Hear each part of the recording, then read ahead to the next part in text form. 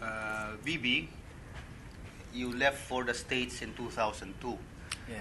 and you've lived most of your life in the Philippines prior to that, and you've Yes. experienced what you were trying to discover in the Philippines, and then experience it in a different way when you went to the United States. Yes. So, which environment was more agreeable, friendly, more open, less hostile? I think obviously in the U.S. because people there are freer. You know, in the Philippines it's almost like you're living in a box because people they've got this certain perspective that when you're a man you should be a man and when you're a woman you should be a woman. Um, and and being gay in the Philippines is just being screaming and I hate to say this word but they relate gay people to faggots, and it's not a good word. Yeah, it sounds like maggot, no? Really, it's a very. Whenever I hear that word fagot, what comes to mind is a similar word that it starts with an M. Yes, So I said yes, it's yes. terrible, no? Yes, but it's not the case. Yeah. You know, I've realized in the U.S. that being gay is just being human. You know, it is part of our imperfection. We are all imperfect human, and it becomes us. You know, and as I've said, we are the totality of our own experiences. So I am I am like this because of my experiences before, and even before, and I relate that to the from the moment of conception. I am, or all of us are influenced by our experiences from conception to infancy, to childhood, to puberty, to adulthood. And it affects our social being, our spiritual being, our moral being. So a lot of things. This is a very controversial assertion you're making. That are you implying that God created you the way you are, and nobody made you?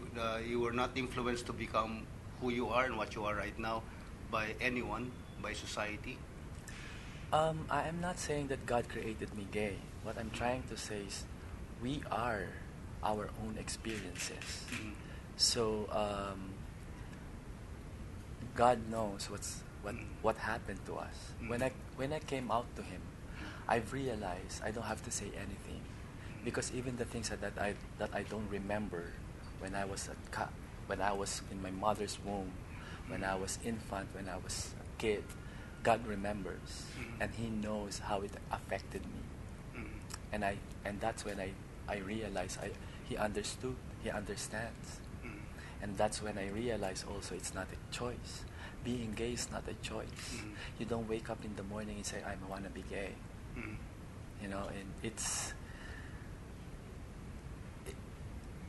the only choice when you realize you're gay is that either you continue to deny it or accept it.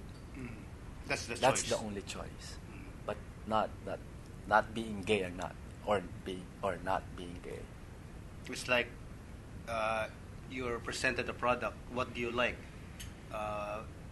This cake or this ice cream? Oh, I like this ice cream. So it's not suddenly a preference, no? Because the people called it the term is sexual preference. Yes. So I prefer this particular Yes. sexuality. It is not a preference. It is an orientation. So when you accept your orientation, that's when you make your preferences. You either you prefer a straight acting gay, or a gay person, or a transgender, or a transsexual, or a transvestite. Those are preferences. But being gay per se is an orientation. That's something that strikes me as new. That preference comes from orientation. That is very confusing, but it's not. But I hope people would understand that I don't just prefer to be gay. This is my orientation because of my experiences. When you compare being like black people and white people, why are black people black? Because they live in a country where there is sun. the sun affects them, the environment affects their whole being, even their color, right? Mm. That's how gay people are also, or any other human being. We are all affected by our own environment. In Catholic theology, we had this term called fundamental option. The option is there, but you say fundamental because even prior to a conscious option, there was something basic there. So are you saying that now slowly your life is an articulation of what is there, and you're beginning to understand what it is, and then your experience in a way reinforces what is there and gives you the courage to not to prefer but to accept. But yes, and ask for God's mercy for understanding and love. You know,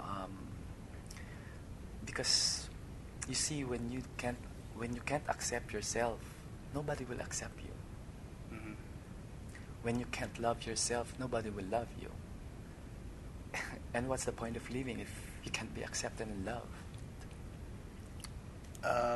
That brings me to a very important point. A lot of gay who become rejected, they become desperate, and some of Yes. them go into addictive behavior, even Yes. suicidal behavior. Yes, and also promiscuity. Mm. Because they're not just being promiscuous for the sake of promiscuity, but they resort to that because they look for love. They look for acceptance. Because basically, gay people are rejected from childhood. They are expected to be someone else. You know, even instead of being supported, they are rejected.